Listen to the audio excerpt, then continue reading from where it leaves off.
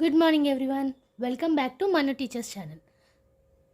మనం లాస్ట్ క్లాస్లో జెండర్కును మ్యాథమెటిక్స్కి ఎలాంటి రిలేషన్ ఉందన్న దాని గురించి నేర్చుకున్నాం. సో జెండర్ అనేది మ్యాథమెటిక్స్ టీచింగ్లో ఎలాంటి రోల్ ప్లే చేయాలి అండ్ జెండర్ ఈక్వాలిటీ ఎలా ఉండాలి అనే దాని గురించి లాస్ట్ క్లాస్లో చూసాం కదా. సో ఆ వీడియో ఒకసారి మీరు చూడలేదంటే ఒకసారి చూడండి, బికాజ్ అది చాలా ఇంపార్టెంట్ పెడగాగికి. అలాగే ఇప్పుడు మ్యాథమెటిక్స్ ఇంక్లూషన్లో ఎలా చెప్పాలి అంటే ఇంక్లూజివ్ ఎడ్యుకేషన్లో. సో ఇంక్లూజివ్ ఎడ్యుకేషన్ గురించి మనం ఫర్దర్గా నేర్చుకుంటాం. బీఎడ్లోనే సపరేట్ సబ్జెక్ట్ అనేది కూడా ఉంది ఇంక్లూజివ్ ఎడ్యుకేషన్ గురించి. సో ఇక్కడ మ్యాథమెటిక్స్ ఎలా టీచ్ చేయాలి ఇంక్లూజివ్ ఎడ్యుకేషన్లో, దాని రిలేషన్ ఏంటి అన్న దాని గురించి ఇవాల్టి క్లాస్లో చూద్దాం.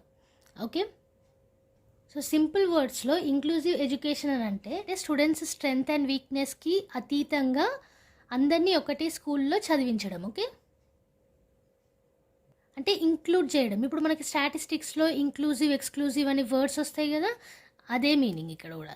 సో ఇంక్లూజివ్ అనగానే మనం బార్డర్స్లో ఉన్న రేంజెస్ని కూడా ఇంక్లూడ్ చేస్తాం స్టాట్స్లో.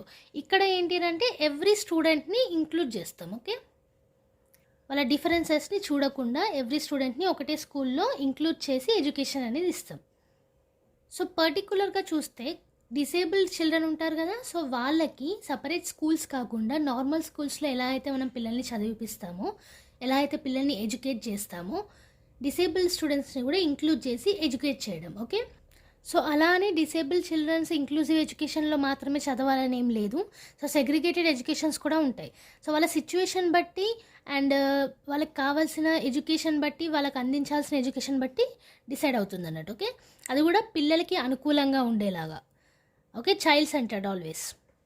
సో మ్యాథ్స్ పరంగా చూసుకున్నట్టయితే మ్యాథ్స్ అనేది ఎవరన్నా నేర్చుకోవచ్చు. ఓకే, సో పర్టికులర్గా ఈ ఎబిలిటీస్ ఉండాలి, ఇనేట్ ఎబిలిటీస్ అంటే బ్రెయిన్లో సర్టెన్ ఎబిలిటీస్ అనేటివి ఉండాలి మ్యాథ్స్ నేర్చుకోవడానికి, లేకపోతే సర్టెన్ బేసిక్స్ అనేటివి వచ్చి ఉండాలని లేదు. సో ఎనీబడి క్యాన్ డ్యాన్స్ అంటారు కదా, అలాగే everybody can learn mathematics. So ఇలా ఒక క్వశ్చన్ కూడా మీకు సీటెట్లో వచ్చే అవకాశం ఉంది. మ్యాథమెటిక్స్ అనేది ఎవ్రీ వన్ చదవగలుగుతారా, లేకపోతే పర్టికులర్ కేటగిరీస్ ఇచ్చి ఆప్షన్స్ ఇచ్చి అడుగుతారు. సో అక్కడ కరెక్ట్ ఆప్షన్ ఏంటి మనకి, everybody can learn maths. Okay, సీటెట్లో ఇలాంటి క్వశ్చన్ వచ్చే అవకాశం ఉంది. సో సింపుల్గా ఎవ్రీబడి కెన్ లెర్న్ మ్యాథ్స్ అంటే ఏ డిఫరెన్సెస్ లేకుండా. సో మనకి ఇంక్లూజివ్ ఎడ్యుకేషన్ అన్న ఏంటి, ఏ డిఫరెన్సెస్ లేకుండా అందరూ కలిసి ఎడ్యుకేట్ అవ్వడం. సో ఇక్కడ కూడా ఏ డిఫరెన్సెస్ లేకుండా అందరూ కూడా మ్యాథ్స్ అనేది నేర్చుకోవచ్చు. ఓకే, సో డిసేబుల్డ్ చిల్డ్రన్ కూడా మ్యాథ్స్ అనేది నేర్చుకుంటారు. అలాగే ఎస్సీ, ఎస్టీ, ఉమెన్, ముస్లిమ్స్ ఇవే డిఫరెన్సెస్ కూడా చూడకుండా మ్యాథ్స్ అనేది ఎవరైనా నేర్చుకోవచ్చు. సో చూసారు కదా ఇంక్లూజివ్ ఎడ్యుకేషన్ మ్యాథమెటిక్స్కి ఎలాంటి రిలేషన్ ఉందో. సో రెండు కూడా ఏ డిఫరెన్సెస్ లేకుండా అందరూ కలిసి చదువుకోవచ్చు. ఓకే, అండ్ ఇంకోటి ఏంటంటే మనకి ఆర్టీఈ 2009లో రైట్ టు ఎడ్యుకేషన్ యాక్ట్ 2009లో ఏముందని అంటే గవర్నమెంట్ కానీ లోకల్ అథారిటీస్ కానీ ఇంటిగ్రేషన్ ఆఫ్ స్టూడెంట్స్కి ఎక్కువ ప్రాముఖ్యత ఇచ్చి ఇంక్లూజివ్ ఎడ్యుకేషన్లో డిసేబుల్డ్ చిల్డ్రన్ని కూడా కలిపి నార్మల్ చిల్డ్రన్ తోటి ఎడ్యుకేషన్ అందించాలన్న దాని మీద దృష్టి పెట్టారు. ఎప్పుడు ఆర్టీఈ 2009 యాక్ట్ ప్రకారం. అండ్ అలాగే సర్వశిక్ష అభియాన్ ఫ్రేమ్వర్క్ ప్రకారం కూడా క్వాలిటీ ఇంక్లూజివ్ ఎడ్యుకేషన్ ఉండాలనేది కూడా వాళ్ళు మెన్షన్ చేశారు. సో ఇప్పుడు కొన్ని పాలసీ గైడ్లైన్స్ చూద్దాం దేని మీద, ఇంక్లూజన్ ఇన్ ఎడ్యుకేషన్ మీద. అది కూడా ఎవరిచ్చారు, యునెస్కో 2009లో ఇచ్చారు. ఓకే, యునెస్కో ఫుల్ ఫామ్ తెలుసు కదా మీకు, United Nations educational, scientifical and cultural organization. Okay, so మనకి యునెస్కో 16 నవంబర్ 1945లో ఆర్గనైజేషన్ అనేది వచ్చింది. అండ్ అలాగే ఇందులో 195 మెంబర్స్ ఉన్నారు అండ్ 8 అసోసియేటివ్ మెంబర్స్ ఉన్నారు. అండ్ ఇది general conference and executive board ద్వారా గవర్న్ చేయబడుతుంది. ఓకే, యునెస్కో ఎప్పుడు వచ్చింది, ఇది 16 నవంబర్ 1945 గుర్తుపెట్టుకోండి. ఓకే, కాంపిటేటివ్ ఎగ్జామ్స్కి పనికొస్తుంది.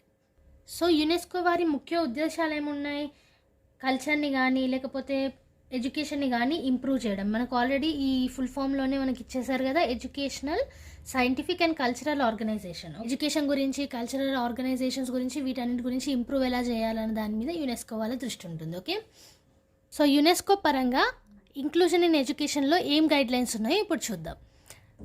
సో ఫస్ట్ ఏమి ఇచ్చారు ఇక్కడ, the conviction that all children can learn and grow. అంటే అందరు పిల్లలు కూడా చదువుకోగలరు అండ్ పెరగగలరు. ఓకే, ఇంతకుముందు నేను చెప్పాను కదా ఇంక్లూజివ్ ఎడ్యుకేషన్లో every one is under one school and ఒక డిఫరెన్సెస్ లేకుండా చదువు కొనసాగించగలరు. ఓకే, దీని అర్థం అదే. And a firm belief in positive and varied outcomes. So ఇక్కడ అవుట్కమ్స్ అనేటివి పాజిటివ్ ఉంటాయి అండ్ డిఫరెంట్ అవుట్కమ్స్ అనేటివి ఉంటాయి. ఓకే. అండ్ పిల్లలకి బోధించే విషయంలో పెడగాగి అంటే ఎలా బోధించాలి అన్న విషయంలో ఎప్పటికప్పుడు చేంజెస్ వస్తూనే ఉంటాయి, పిల్లలకి తగ్గట్టు మారుతూనే ఉంటాయి. అండ్ అలాగే ఎప్పటికప్పుడు చేంజెస్కి తగ్గట్టు టీచర్స్ కూడా వాళ్ళ కరికులం కానీ లేకపోతే పిల్లలకు చెప్పే విధానం కానీ చేంజ్ చేస్తూ ఉంటారు. ఓకే. ఎందుకు అని అంటే పిల్లలకి తగ్గట్టుగా ఎప్పుడు మారుతూ ఉండాలి బోధనా పద్ధతి అనేది. సో ఇంకో పాలసీ ఏంటి, అసెస్మెంట్ పద్ధతికి వచ్చేసరికి స్కిల్స్ను నాలెడ్జ్ మీద అసెస్మెంట్ అనేది జరుగుతుంది, కంటెంట్ మీద కాదు. ఓకే. సో వాళ్ళ స్కిల్స్ ఎలా యూజ్ చేస్తున్నారు, వాళ్ళకి ఎంత నాలెడ్జ్ గెయిన్ అయింది అన్న దాని మీద అసెస్మెంట్ అనేది జరుగుతుంది. దానివల్ల మనకి అసెస్మెంట్ మెథడ్స్ అనేటివి ఎక్కువగా అవుతున్నాయి అండ్ టైం ఫ్రేమ్స్ కూడా ఎక్కువగా ఉంటున్నాయి. కంటెంట్ ఒకటే మనము అసెస్ చేసామనుకోండి, ఒక సింగిల్ అసెస్మెంట్ మాత్రమే జరుగుతుంది అక్కడ. కానీ పిల్లలలో స్కిల్స్ అండ్ నాలెడ్జ్ అసెస్మెంట్ అవుతుంది కాబట్టి స్కిల్స్లో నాలెడ్జ్లో మళ్ళీ వేరియేషన్ ఉంటుంది కాబట్టి అసెస్మెంట్ మెథడ్స్ కూడా ఎక్కువగా ఉంటాయి. Okay. And the most important policy ఏంటి, ఒక ఎన్విరాన్మెంట్ అనేది ఉండాలి. ఎలాంటి ఎన్విరాన్మెంట్, అందులో పార్టిసిపేషన్ ఉండాలి, అందరిది, పిల్లలది ఉండాలి, పేరెంట్స్ది ఉండాలి, కమ్యూనిటీది ఉండాలి, టీచర్స్ది ఉండాలి, అలాగే స్కూల్ అడ్మినిస్ట్రేటర్స్ది ఉండాలి అండ్ పాలసీ మేకర్స్ది కూడా ఉండాలి. ఓకే. సో పాలసీ మేకర్స్ అంటే మళ్ళీ యునెస్కో లాంటివి అన్నట్టు. సో వీళ్ళ పాలసీసే కదా ఇప్పుడు మనం చూస్తున్నాం. సో అలా అంటే ఒక ఎన్విరాన్మెంట్ అనేది అందరూ పార్టిసిపేషన్ చేసేలాగా ఉండాలి. పిల్లలు, తల్లిదండ్రులు, అలాగే కమ్యూనిటీ, అలాగే ఉపాధ్యాయులు, అడ్మినిస్ట్రేటర్స్, పాలసీ మేకర్స్ వీళ్ళందరితోటి కలిపి పార్టిసిపేషన్ అయ్యేలా ఉండాలి. ఓకే. సో మనకి ఇంక్లూజివ్ ఎడ్యుకేషన్లో డిఫరెంట్ టైప్స్ ఆఫ్ చిల్డ్రన్స్ ఉంటారు అండ్ వాళ్ళకి తగ్గట్టు మనం ఎడ్యుకేషన్ అనేది అందించాలి. సో టీచర్స్ మీద ఈ బాధ్యత అనేది ఉంటుందన్నట్టు. టీచర్స్ డిఫరెంట్ స్ట్రాటజీస్ తోటి పిల్లలకి ఏదేది అవసరం అయితే అక్కడక్కడ వాళ్ళకి గైడెన్స్ అనేది ఇవ్వాలి, వాళ్ళని ముందుకు నడిపించాలి. ఓకే. సో ఇప్పటిదాకా పాలసీస్ చూసాం కదా, యునెస్కో వాళ్ళు ఇచ్చింది ఇంక్లూజివ్ ఎడ్యుకేషన్లో. ఇప్పుడు role and responsibility of teacher చూద్దాం. ఓకే. సో టీచర్స్ ఎలా ఉండాలి, లెసన్ యూనిట్స్ అనేవి ఎలా ఆర్గనైజ్ చేయాలంటే క్రియేటివిటీ అనేది పెంచాలి పిల్లల్లో, అలాగే వాళ్ళకి బిగ్ ఐడియాస్ అనేటివి రావాలి అండ్ అలాగే రియల్ వరల్డ్తో కనెక్ట్ అయ్యేలాగా ఉండాలి మ్యాథమెటిక్స్లో. ఓకే. అండ్ పిల్లలు మ్యాథమెటిక్స్ యాక్టివిటీస్ చేసేటప్పుడు వాళ్ళకి తగినంత టైం ఇవ్వాలి. So one of the important academic standards ఏంటి మనకి మ్యాథ్స్లో, problem solving skills. So problem solving skills చేసేటప్పుడు కూడా కొలాబరేషన్ ఎలా ఉండాలి, కోఆపరేషన్ ఎలా ఉండాలి పీర్స్ మధ్యలో, అంటే ఫ్రెండ్స్ మధ్యలో, సో సేమ్ ఏజ్ పర్సన్స్ మధ్యలో. సో ఇవన్నీ కూడా మనము ఇంక్లూడ్ చేయొచ్చు. సో ఒక ప్రాబ్లమ్ సాల్వ్ చేయడమే కాకుండా మల్టిపుల్ ప్రాబ్లమ్స్ ఎలా సాల్వ్ చేయాలన్న దాని మీద కూడా దృష్టి పెట్టవచ్చు. అండ్ అలాగే డిఫరెంట్ లెర్నింగ్ స్టైల్స్ గురించి చెప్పొచ్చు అండ్ పిల్లలలో క్రియేటివిటీ పెంచవచ్చు. ఎన్విరాన్మెంట్ అనేది నర్చరింగ్ అండ్ సపోర్ట్ ఫర్ స్టూడెంట్స్లా ఉండాలి, అంటే వాళ్ళకి కేరింగ్గా ఉండాలి అండ్ స్టూడెంట్స్కి సపోర్ట్ ఇచ్చేలా ఉండాలి, వాళ్ళు ఇంకా వాళ్ళ నాలెడ్జ్ని పెంచుకునేలాగా ఉండాలి. ఓకే. ఎన్విరాన్మెంట్ అనేది కంఫర్ట్గా ఫీల్ అవ్వాలి పిల్లలు. అండ్ టీచర్స్ ఎప్పుడూ కూడా పేరెంట్స్ని ఇన్వాల్వ్ చేయాలి. ఇంక్లూజివ్ ఎడ్యుకేషన్ కానీ నార్మల్ ఎడ్యుకేషన్ కానీ పేరెంట్స్ని కంపల్సరీ టీచర్స్ ఇన్వాల్వ్ చేశారనుకోండి, పిల్లలు వాళ్ళ ఇంట్లో ఎలా ఉంటున్నారు, వాళ్ళు ఛాలెంజెస్ని ఎలా ఫేస్ చేస్తున్నారు, సో పిల్లలకి ఏమన్నా చెప్పాలంటే వాళ్ళకి తగ్గట్టు మనం చెప్పాలి కాబట్టి పేరెంట్స్కి ఎక్కువగా తెలిసి ఉంటుంది కాబట్టి పేరెంట్స్ ఇన్వాల్వ్మెంట్ అనేది ఉండాలి. ఓకే. సో అలా చేస్తే పిల్లల్లో ఎక్కువగా మనము ఇంట్రెస్ట్ అనేది తీయగలుగుతాం అండ్ వాళ్ళు ఫుల్గా నాలెడ్జ్ అనేది కూడా గెయిన్ చేయగలుగుతారు. And regular educators and special educators కూడా కలిసి వర్క్ చేయొచ్చు పిల్లలకి ఇంకా ఎఫెక్టివ్ ఎడ్యుకేషన్ ఇవ్వడానికి. ఓకే. సో ఇవి రోల్ ఆఫ్ ఎ టీచర్. ఇప్పుడు రెస్పాన్సిబిలిటీ ఆఫ్ ద టీచర్ చూద్దాం. సో కొన్ని స్పెషల్ ఇన్స్ట్రక్షన్స్ ఇవ్వడం, పిల్లలలో డెవలప్ చేయడం నాలెడ్జ్ అనేది, స్కిల్స్ అనేది. సో ఒక క్లాస్ తీసుకుంటే ఆ క్లాస్ పిల్లలకి ఏ టీచర్ అయితే చెప్తున్నారో 6 సబ్జెక్ట్స్ ఉన్నాయనుకోండి, 6 టీచర్స్ చెప్తున్నారు అనుకోండి, వాళ్ళతోటి కొంచెం మీటింగ్స్ కానీ పిల్లల యొక్క డెవలప్మెంట్ కానీ డిస్కస్ చేయడం, బికాస్ అది కూడా మనకి హెల్ప్ చేస్తుంది. సో ఎక్కడెక్కడ పిల్లలు ఎలా చదువుతున్నారని దాని ప్రకారం మనం కూడా స్ట్రాటజీస్ అనేటివి ప్రిపేర్ చేసుకోవచ్చు. సో కో టీచర్స్ తోటి సేమ్ స్టూడెంట్స్కి ఏ టీచర్ అయితే చెప్తారో వాళ్ళు మీటప్ కావడం, స్టూడెంట్స్ గురించి డిస్కస్ చేయడం వల్ల ఇంకెక్కువ ఎఫెక్టివ్ ఎడ్యుకేషన్ అనేది ఇవ్వగలుగుతాం. స్పెషల్ ఎడ్యుకేషన్ స్టూడెంట్స్కి అలాగే ఇండివిజువల్ స్టూడెంట్స్కి లెసన్స్ డెవలప్ చేయడం, టీచింగ్ లెర్నింగ్ ప్రాసెస్ని కంప్లీట్గా అమలుపరచడం, మన స్టాఫ్ తోటి అలాగే స్టూడెంట్స్ తోటి కొలాబరేట్ అవ్వడం, ఇంకా ఎక్కువగా ఎఫెక్టివ్ ఎడ్యుకేషన్ అందించడానికి, అలాగే పిల్లల యొక్క ప్రోగ్రెస్ని ఎప్పటికప్పుడు ఐడెంటిఫై చేయడం, సో అప్ టు డేట్ ఉండడం అన్నట్టు పిల్లల యొక్క ప్రోగ్రెస్లో. ఓకే. సో ఇవన్నీ రెస్పాన్సిబిలిటీస్. సో రోల్స్ ఏంటి మనకి, లెసన్స్ని ఆర్గనైజ్ చేయడం, అలాగే పిల్లలకి టైం ఇవ్వడం, వాళ్ళని ఎంకరేజ్ చేయడం, అండ్ వాళ్ళకి ఇన్స్ట్రక్షన్స్ అనేటివి క్లియర్గా ఇవ్వడం, అండ్ లెర్నింగ్ స్టైల్స్ అనేటివి నేర్పించడం, లెర్నింగ్ ఎన్వైర్న్మెంట్ కూడా ఇవ్వడం, అండ్ అలాగే పేరెంట్స్ని ఇన్వాల్వ్ చేయడం, అండ్ రెగ్యులర్ ఎడ్యుకేటర్స్ను స్పెషల్ ఎడ్యుకేటర్స్ కలిసి వర్క్ చేయడం. అండ్ రెస్పాన్సిబిలిటీస్కి వస్తే కొత్త కొత్త స్పెషలైజ్డ్ ఇన్స్ట్రక్షన్స్ అనేటివి డెవలప్ చేయడం, అండ్ అకాడమిక్ పీరియడ్స్ కోసం అలాగే మీటింగ్స్ కండక్ట్ చేసుకోవడం సేమ్ స్టూడెంట్స్కి ఇచ్చేసే టీచర్స్ అందరూ, అండ్ అలాగే స్పెషల్ ఎడ్యుకేషన్ స్టూడెంట్స్కును ఇండివిజువల్ స్టూడెంట్స్కి డెవలపింగ్ లెసన్స్, అండ్ అలాగే స్టూడెంట్స్కి సపోర్ట్ ఇవ్వడం by completing teaching and learning process, అలాగే కొలాబరేట్ అవ్వడం స్టాఫ్ తోటి మరియు స్టూడెంట్స్ తోటి ఇంకెక్కువగా ఎడ్యుకేషన్ అనేది అందించడానికి, అలాగే రికార్డ్ చేయడం పిల్లల యొక్క ప్రోగ్రెస్ని, వాళ్ళ ప్రోగ్రెస్ అప్ టు డేట్ ఉంచుకోవడం. సో ఇవన్నీ కూడా మనకి roles and responsibilities of a teacher inclusive ఎడ్యుకేషన్లో. ఓకే, సో ఇప్పుడు మనం methods of mathematics inclusive education గురించి చూద్దాం. సో మనకు ఆల్రెడీ తెలుసు మ్యాథమెటిక్స్ అండ్ ఇంక్లూజివ్ ఎడ్యుకేషన్ రెండు కూడా ఏ డిఫరెన్సెస్ లేకుండా ఎవరన్నా నేర్చుకోవచ్చు. ఓకే, సో ఇక్కడ మ్యాథమెటిక్స్ ఇంక్లూజివ్ ఎడ్యుకేషన్లో ఎలాంటి మెథడ్స్ ఉంటాయో ఇప్పుడు చూద్దాం. సో మనకి డిఫరెంట్ స్ట్రాటజీస్ అనేటివి ఇంక్లూజివ్ ఎడ్యుకేషన్లో మనం ఇవ్వచ్చు, బికాస్ ఇంక్లూజివ్ ఎడ్యుకేషన్లో మనకి వెరైటీ ఆఫ్ స్టూడెంట్స్ అనేది ఉంటారు కాబట్టి క్లాస్లో. ఓకే, సో అందులో 1 by 1 తెలుసుకుందాం మనం. Interactive teaching. Okay, so interactive టీచింగ్లో టీచర్ టెక్నాలజీని యూజ్ చేసి పిల్లల్ని ఇంటరాక్ట్ చేసుకుంటూ, అంటే వాళ్ళ ఇంట్రెస్ట్ పెంచుకుంటూ వాళ్ళని ఇంటరాక్ట్ చేసుకుంటూ టీచ్ చేయడం. అలాగే ఆల్టర్నేటివ్ టీచ్. సో ఇక్కడ ఒక టీచర్ టీచ్ చేస్తారు, ఇంకో టీచర్ పిల్లల్ని మానిటర్ చేస్తారు. And next one differentiated teaching.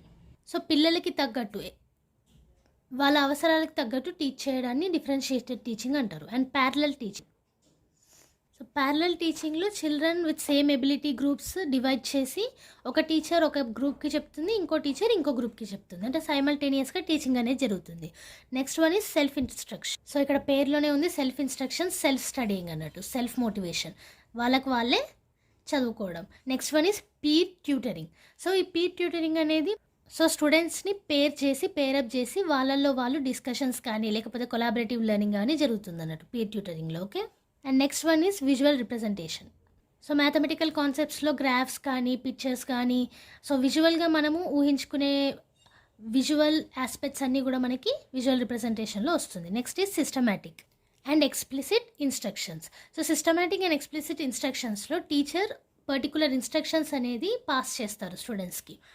So దానివల్ల డిఫరెంట్ స్ట్రాటజీస్ని అప్లై చేసి పిల్లలు ఎక్కువగా ఫండమెంటల్స్ని రీచ్ అయ్యి వాళ్ళ ఎడ్యుకేషన్ అనేది కంటిన్యూ చేస్తారు. ఓకే, సో అర్థమైంది కదా మెథడ్స్ ఆఫ్ మ్యాథమెటిక్స్ ఇంక్లూజివ్ ఎడ్యుకేషన్లో మనకి ఏమేమి మెథడ్స్ ఉన్నాయి. ఇంటరాక్టివ్ టీచింగ్ ఉంది. ఇక్కడ టీచర్స్ మనకి వాళ్ళ రోల్స్ని అంటే మానిటరింగ్ రోల్ని టీచింగ్ రోల్ని ఆల్టర్నేట్ చేసుకుంటూ టెక్నాలజీని యూజ్ చేసుకుంటూ టీచ్ చేయడం. ఆల్టర్నేటివ్ టీచింగ్ అని అంటే ఒక టీచర్ టీచ్ చేస్తారు, ఇంకో టీచర్ మానిటర్ చేస్తారు పిల్లల్ని. డిఫరెన్షియేటెడ్ టీచింగ్ అంటే పిల్లలకి తగ్గట్టు టీచ్ చేయడం. ప్యారలల్ టీచింగ్ అంటే వాళ్ళ ఎబిలిటీస్ ప్రకారం గ్రూప్స్ చేసి ఒక టీచర్ ఒక గ్రూప్కి ఇంకో టీచర్ ఇంకో గ్రూప్కి టీచ్ చేయడం. సెల్ఫ్ ఇన్స్ట్రక్షన్ అంటే స్టూడెంట్స్ వాళ్ళే చదువుకోవడం.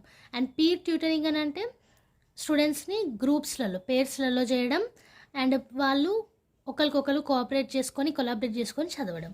అండ్ విజువల్ రిప్రజెంటేషన్ అంటే మ్యాథమెటిక్లో ఉన్న విజువల్ ఆస్పెక్ట్స్ అన్నీ ఇందులో వస్తాయి. And systematic and explicit instructions అంటే టీచర్స్ ఒక పర్టికులర్ ఇన్స్ట్రక్షన్స్ అనేటివి ఇస్తారు. సో వాటితోటి పిల్లలు స్ట్రాటజీస్ అప్లై చేసి చదవడం అనేది కొనసాగిస్తారు. ఓకే, సో ఇవి మెథడ్స్. ఇప్పుడు మనం టెక్నాలజీ చూద్దాం మ్యాథమెటిక్స్ ఇంక్లూజివ్ ఎడ్యుకేషన్లో. So technology mathematics inclusive education ఎలా యూజ్ అవుతుంది? అసెస్మెంట్ చేయడానికి యూజ్ అవుతుంది. టెక్నాలజీని యూజ్ చేసుకోవచ్చు. అలాగే పిల్లలకి టీచ్ చేయడానికి యూజ్ అవుతుంది. సో సింపుల్ ఎగ్జాంపుల్ ఏంటంటే ఇప్పుడు ఈ క్లాస్ వింటున్నారు కదా మీరు, సో ఇది ఇంక్లూజివ్ ఎడ్యుకేషన్ అన్నట్టు. సో నేను ఒక వీడియో అనేది పోస్ట్ చేస్తున్నాను. ఇక్కడ నా స్టూడెంట్స్ డిఫరెంట్ ఏరియాస్ నుంచి ఉండొచ్చు, అండ్ డిఫరెంట్ లాంగ్వేజెస్ నుంచి ఉండొచ్చు. సో ఇక్కడ కూడా ఏం జరుగుతుంది, every one has an access to this video. Okay, so ఎవరన్నా ఈ వీడియోని చూసి నేర్చుకోవచ్చు.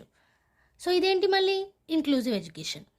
ఓకే, సో అందరినీ ఇన్వాల్వ్ చేస్తున్న ఎడ్యుకేషన్ కాబట్టి ఆన్లైన్ ఎడ్యుకేషన్, యూట్యూబ్ కానీ లేకపోతే మనకి ఇప్పుడు డిజిటల్ క్లాసెస్ కానీ ఇవన్నీ కూడా ఇంక్లూజివ్ ఎడ్యుకేషన్ కిందకే వస్తాయి. సో ఈ ఆన్లైన్ ఎడ్యుకేషన్ అండ్ యూట్యూబ్ ఇవన్నీ కూడా మనకి టెక్నాలజీ యూజ్ చేస్తున్నట్టే మ్యాథమెటిక్స్ ఇంక్లూజివ్ ఎడ్యుకేషన్లో. ఓకే, అర్థమైంది కదా టెక్నాలజీని ఎలా యూజ్ చేస్తున్నామో. సో టెక్నాలజీని యూజ్ చేసి మ్యాథమెటిక్స్ని ఇంక్లూజివ్ ఎడ్యుకేషన్లో చెప్పడము అని అంటే ఎవ్రీ వన్ని ఇన్వాల్వ్ చేసుకుంటూ ఎడ్యుకేట్ చేయడం వయా టెక్నాలజీ. ఓకే, అంటే nothing but online classes, offline course material, so ఇవన్నీ కూడా టెక్నాలజీ కిందకే వస్తాయి ఇంక్లూజివ్ ఎడ్యుకేషన్లో. సో ఇప్పటిదాకా మనం ఏమేమి చూసాం, ఇంక్లూజివ్ ఎడ్యుకేషన్ అంటే ఏంటో చూసాం, మ్యాథమెటిక్స్ ఇంక్లూజివ్ ఎడ్యుకేషన్ అంటే ఏంటో చూసాం, అండ్ తర్వాత మనకి పాలసీస్ అనేటివి యునెస్కో వాళ్ళు ఏమేమి ఇచ్చారో చూసాం, తర్వాత రోల్స్ అండ్ రెస్పాన్సిబిలిటీస్ చూసాం, అండ్ తర్వాత మెథడ్స్ చూసాం, అండ్ టెక్నాలజీ చూసాం. ఇప్పుడు benefits of mathematics inclusive education గురించి చూద్దాం.